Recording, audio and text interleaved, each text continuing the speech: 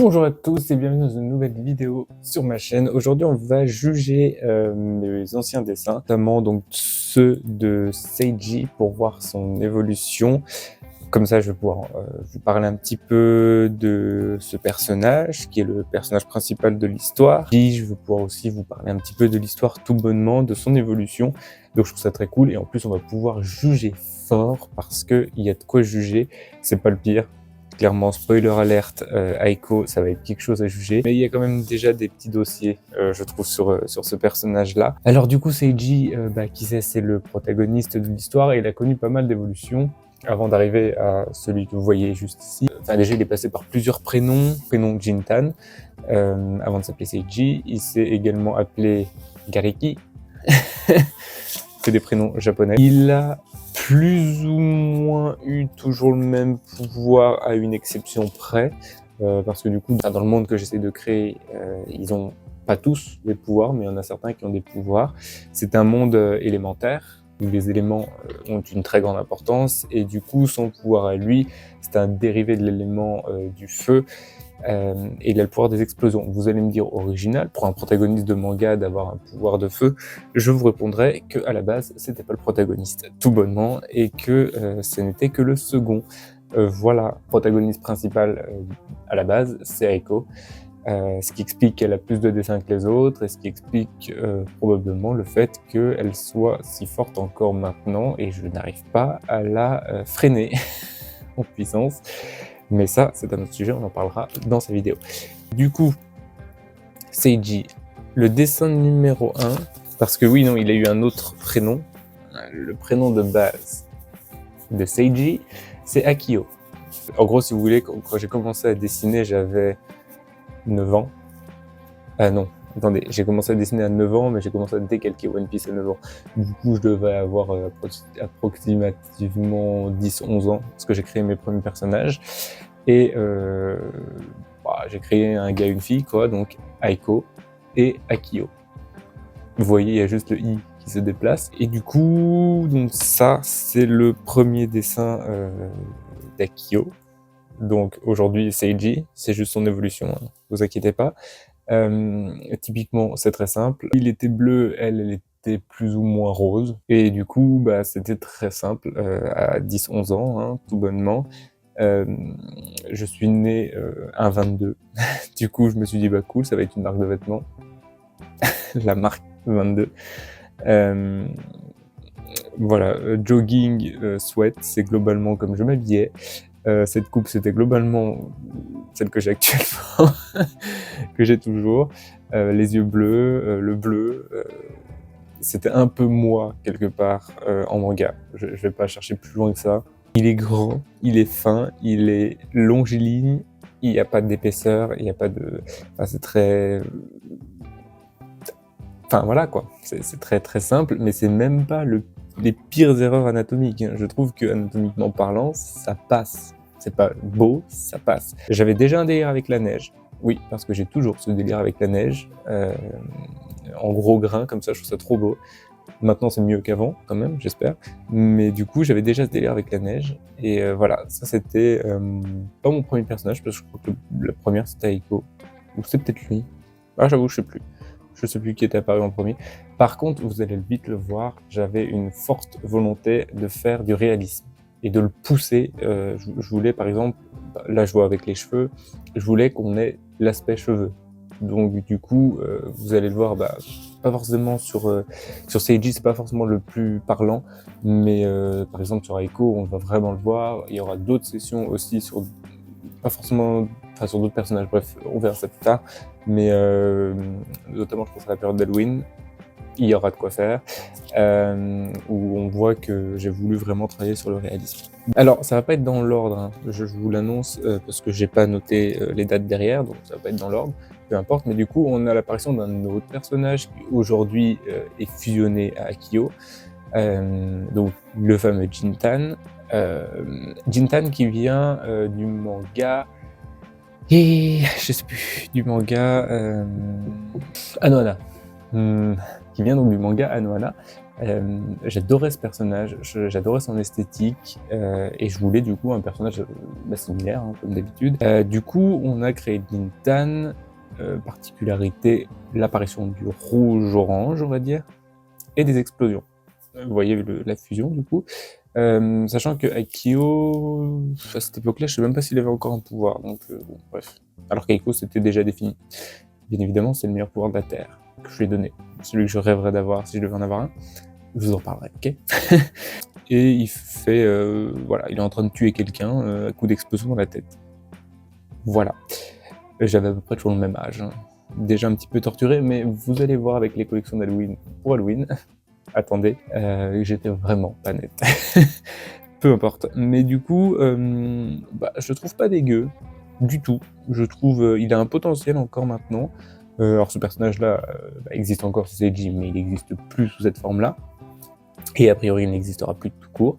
Mais ouais, du coup, je trouve assez chouette encore. Voilà, j'aime bien son regard, pour le coup. C'est un regard que je fais vraiment jamais. Parce que j'arrive presque pas à le faire, alors que là, du coup, genre à 11 piges, j'arrivais à le faire. Cette espèce d'intensité dans le regard que je n'arrive plus forcément à faire, voilà. Mais du coup, je le trouve assez stylé. On va passer à celui-là, où là, du coup, il perd son pouvoir pour gagner des armes. En fait, je me posais vraiment la question du est-ce que je remets un pouvoir ou est-ce que je remets pas de pouvoir? Est-ce que je fais un truc réaliste ou est-ce que je fais un truc fantaisiste?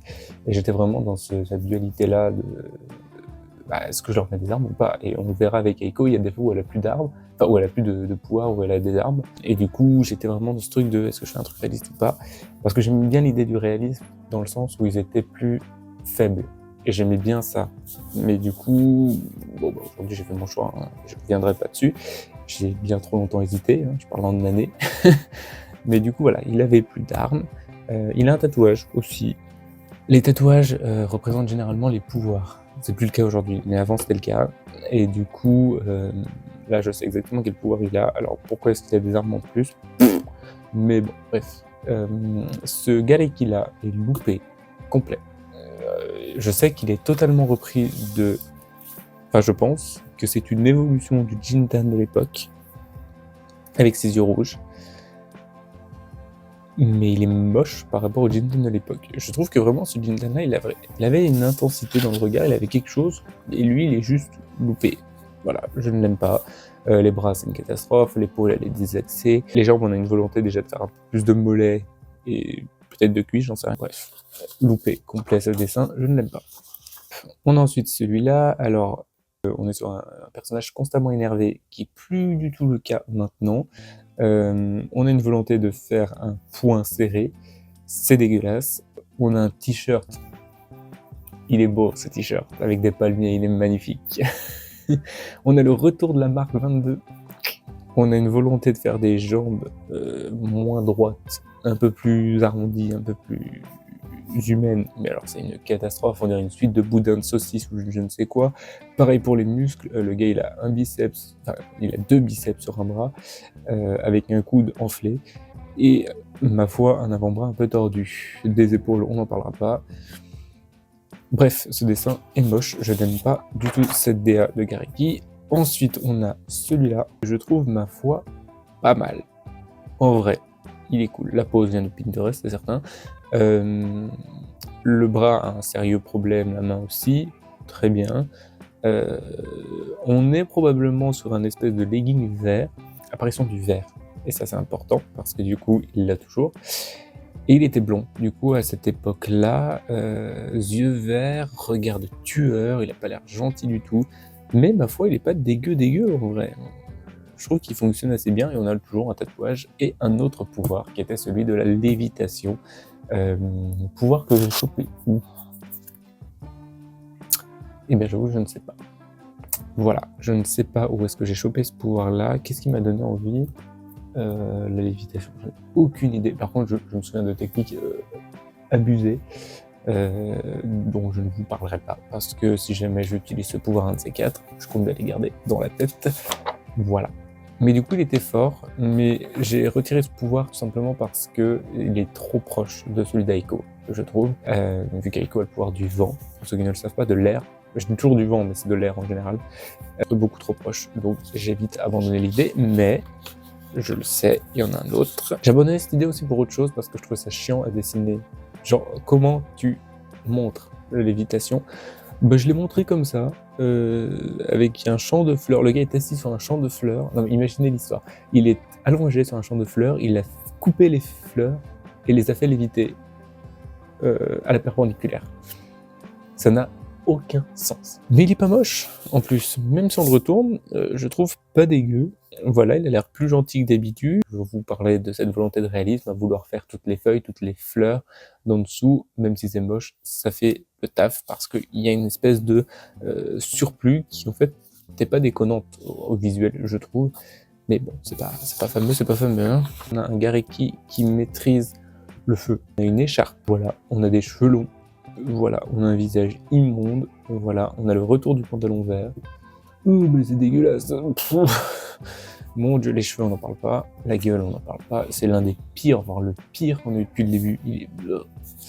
On va s'enchaîner avec ce que j'appellerais le vrai Gareki. Ok, ça pour moi, c'était le vrai Gareki. C'est ce style emo, pas emo du tout, ce style hipster, pardon, qui est sorti de je ne sais où, vraiment. Le petit t-shirt, je sais pas vous, mais je vois la matière du t-shirt. Vous voyez, c'est une matière très cheap, très fine, qui se détend de partout. Je vois exactement la matière du t-shirt. D'ailleurs, je vois même la matière du short. Bref, on a une volonté d'être beaucoup plus réaliste cette fois-ci dans le regard, dans le visage. On voit vraiment, on n'est pas tout à fait sur du manga, hein. Déjà, les yeux s'étaient rétrécis, hein, par moments, notamment on voit avec le dernier, mais on voyait les yeux se rétrécir quand même. Et là, on est vraiment sur un visage plus humain, enfin moins manga, quoi, plus réaliste. Voilà, des petites lunettes, apparition des lunettes aussi au passage.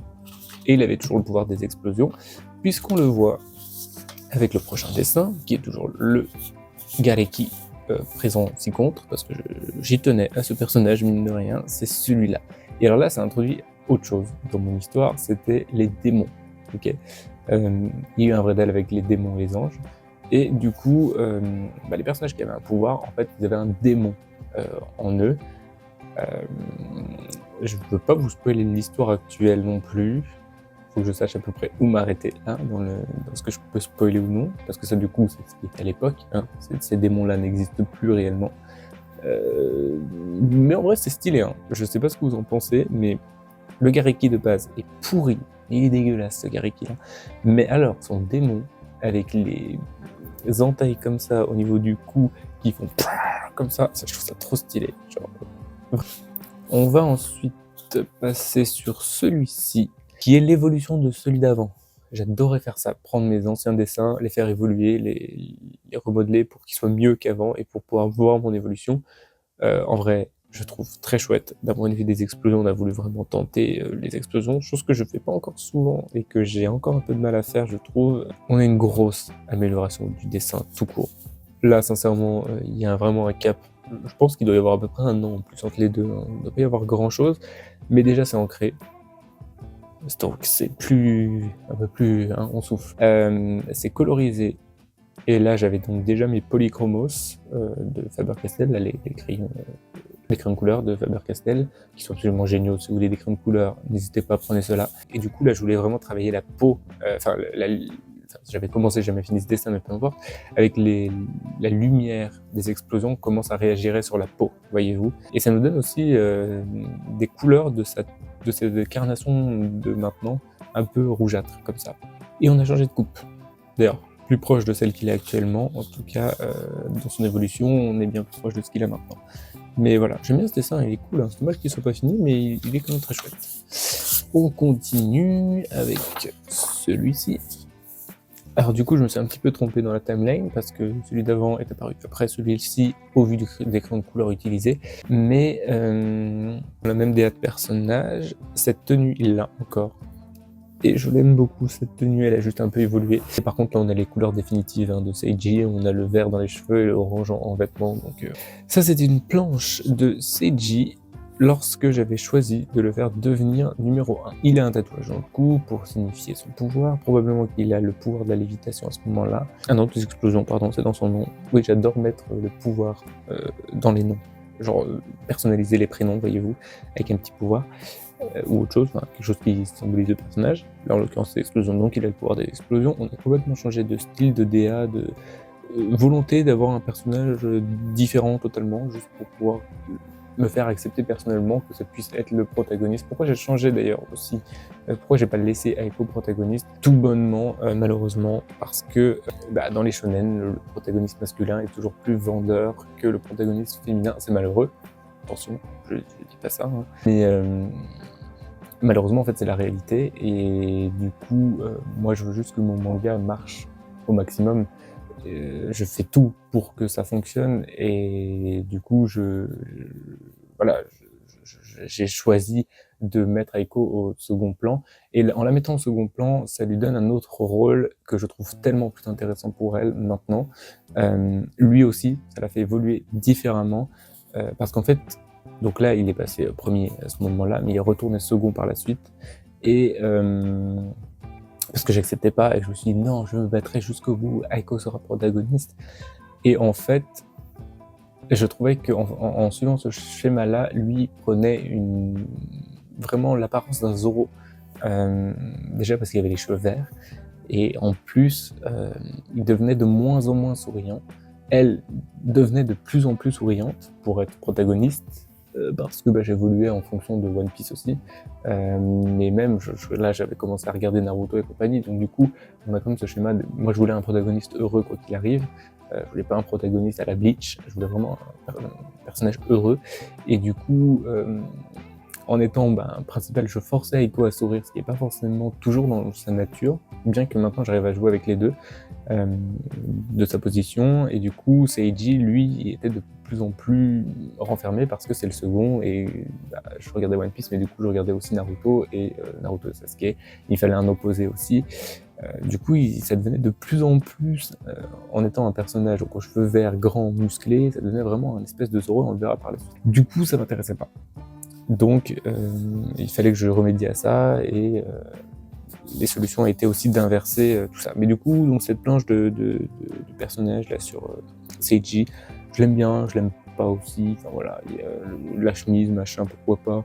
Ça ne fera pas dingue, ça a clairement pas la gueule d'un protagoniste de manga si réussi que ça, donc non. Il y a ici quelque chose d'intéressant, c'était donc la volonté du retour en Seiji second assumé et Aiko première assumée. Du coup, on avait cette collection dans le désert, je trouve trop cool, vraiment. Alors, déjà les teintes utilisées sont vraiment détonnantes, mais qu'est-ce qu'elles sont chouettes.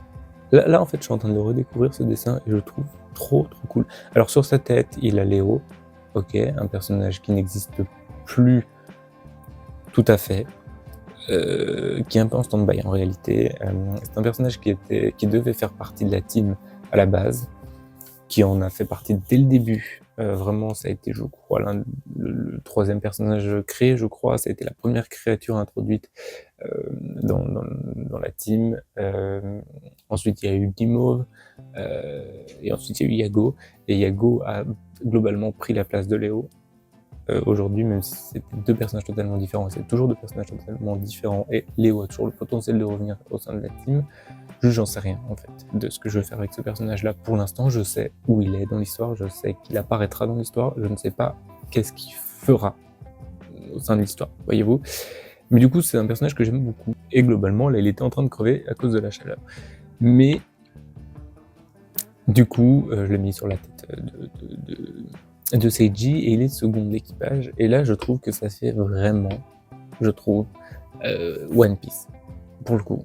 Genre là, pour moi, je vois un Zoro qui porte un chopper, mort dans le désert à cause de la chaleur. Et vraiment, c'est quelque chose qu'il fallait que je m'éloigne absolument, alors que pourtant, en plus, j'avais un protagoniste féminin, une protagoniste féminine, bon bref, vous avez compris. Et du coup, je me suis dit, ça va suffire à changer. Non, pas vraiment. Et en plus, j'avais beau faire, Aiko n'avait pas la tête d'un personnage, d'un protagoniste, tout bonnement, enfin, du personnage principal de ce manga-là, en tout cas du manga que j'ai envie de créer. Elle avait pas la tête pour. Elle en avait la force, et de très loin, elle en a la force. Et encore aujourd'hui, en fait, ce qui est cool avec le fait qu'elle soit si forte, c'est que Seiji doit être plus fort qu'elle. Et c'est génial parce que du coup, ça me booste à lui le booster et d'un point de vue d'écriture, ça l'a fait évoluer aussi en ce sens-là. Aujourd'hui, je ne remets plus en question quelle position qui arrive quand, machin. Tout est très clair. Hein. Alors, je vous ai spoilé d'ailleurs 5 personnages, 6 maintenant avec Léo, mais peu importe. Léo, on ne sait pas du tout ce qui viendra, mais je vous ai spoilé donc les 5 premiers personnages de mon manga. C'est volontaire en vrai. C'est juste que pour moi, la team de base, c'est au moins celle-là. Et du coup, je peux pas faire sans eux. Vous voyez, j'ai gardé ceux-là. Il y en a d'autres que j'ai virés pour les garder pour moi. Mais ces 5-là, je peux pas. Ils fonctionnent trop ensemble pour que je les sépare. Je suis obligé de les dessiner, je suis obligé de vous les partager. Et tant pis. Voilà, si je vous ai spoilé un bout du début. Mais voilà. C'est comme ça. je regrette pas du tout parce qu'ils vont ensemble, parce que voilà. Mais du coup, j'aime beaucoup ce Seiji là physiquement. Je le trouve trop beau et ça m'ennuie réellement de l'avoir perdu au profit de celui que j'ai maintenant. Même si je préfère largement celui que j'ai maintenant, ça m'ennuie. On va le voir avec le dessin d'après, qui est la collection Japon traditionnelle, parce que je le trouve giga stylé en fait. Il est giga stylé. Déjà la tenue. On a full vert. Mais en vrai, je pense qu'on est encore dans le vert orange à ce moment-là. Je suis pas certain, mais je pense qu'on est un peu dans ce mélange de couleurs, ou peut-être juste full vert, j'en sais rien. Mais il est trop stylé. Trop stylé. Je trouve que, il a une attitude, une carrure d'éclat me manque un petit peu, parce que je le trouve hyper stylé, je le trouve hyper réussi, et de devoir lui dire juste, salut, parce que j'ai changé d'histoire, ça me fait un peu mal, quelque part, parce que il y a des personnages beaucoup moins stylés qui risquent de rester et ça m'énerve. Tout ça pour arriver aujourd'hui sur ce personnage-là qu'on connaît. Voilà, cheveux verts, habits généralement orange, lunettes marron, rondes. Et voilà, ça fait l'esthétique qu'il a actuellement, et je trouve que ça lui va bien. Il est heureux comme personnage, et ça c'est trop cool. C'est un personnage qui est explosif comme son pouvoir, vraiment. Voilà, c'est un personnage qui fonce, parce que c'est un héros de shonen, parce que oui, c'est justifié aussi par son pouvoir. Mais voilà, c'est un personnage quand même qui réfléchit. Je crois que j'ai encore cette volonté de lui laisser la réflexion malgré tout, et je trouve que en fait, la team que j'ai créée maintenant, après tant d'années de recherche, parce que j'ai vraiment toujours eu la même idée de manga dans la tête, juste à évoluer de plein de façons différentes et de plein de scénarios différents, mais j'ai vraiment... Je passais un temps, j'hésitais entre faire une seule histoire ou en faire plein, mais je voulais juste garder mes personnages. Du coup, je me suis dit, allez, on va faire genre... à la limite, si je fais plusieurs histoires, je les reprends un peu comme des acteurs, et puis je me suis dit, c'est une idée de merde. Du coup, je me suis dit, démerde-toi à tout foutre en une histoire, juste retire ce qui n'est pas nécessaire, parce que faut que l'histoire se tienne, et du coup, c'est comme ça que j'ai évolué de bout en bout, pour atteindre un petit peu ce que l'histoire que j'aime maintenant, qui est pas du tout finie, mais qui s'aboutit de plus en plus. Là, par exemple, je vois que je suis en train de travailler sur le décor. Si jamais ça vous intéresse aussi, une vidéo sur un travail de décor en particulier, l'idée c'est pas que je vous spoil mes décors parce que ce serait nul, mais ça me frustre en vrai de pas vous poster tout ce que je fais, par exemple sur mon compte Insta. Allez le voir, Old Society Bayoni. Allez-y, allez vous abonner si vous voulez suivre un petit peu toute l'épopée de ce manga-là. Mais du coup, oui, ça me frustre de pas vous poster tout ce que je suis en train de faire, parce que je suis en train de créer des personnages, je suis en train de créer des décors et tout, de vous parler de l'histoire et compagnie. Genre, ça avance à pas de géant maintenant, parce que j'ai plus de temps à consacrer à ce manga-là. Avant, j'avais pas forcément le temps avec mes études et compagnie, ni même l'envie, ni même l'énergie pour le faire. Là, maintenant, je peux m'y dédier à peu près tous les jours, pendant ma pause de travail entre midi et 2, et c'est génial. Et du coup, ça avance. Quand je suis à la laverie en train de faire mon linge, j'écris l'histoire, je continue. Et du coup, voilà, je trouve que... Et pareil, rien que de dessiner ces planches-là, genre, ça fait vraiment avancer le manga, ça fait vraiment tout avancer, les décors, les relations de ces 5 personnages. Ça va être chaud d'ailleurs de rajouter d'autres personnages et de les faire voilà, se mélanger à eux parce que eux, je trouve qu'ils fonctionnent tous trop bien ensemble. Les 5 ont leur façon de réagir entre eux, avec les autres et compagnie. C'est ce que j'ai envie, c'est que ça sorte. Et en vrai, je me sens de plus en plus prêt à le sortir, juste pas encore assez abouti derrière pour que je puisse réellement le sortir. Il y a trop de choses qui font encore évoluer mon œuvre et c'est trop cool. C'est trop chouette. Déjà, j'ai calé le titre. J'ai calé les 5 personnages principaux. Rien que ça, ça m'a pris toutes ces années hein, pour caler le titre, pour caler. Pour qu'un jour un éditeur me dise ton titre est pourri, on va te changer, ça me ferait grand chier. Mais du coup, j'espère que cette vidéo vous aura plu. J'ai bien jugé. J'ai hâte de vous monter les autres personnages, surtout Aiko, croyez-moi. Et surtout la version Halloween. Oh là là là là. Personne n'est prêt. Mais du coup, j'espère que cette vidéo vous aura plu. Hein. Si c'est le cas, n'hésitez pas à lâcher un like, à vous abonner, à faire ce que vous voulez. Vous avez l'habitude. Et moi, je vous dis à plus, bonne nuit. Ciao.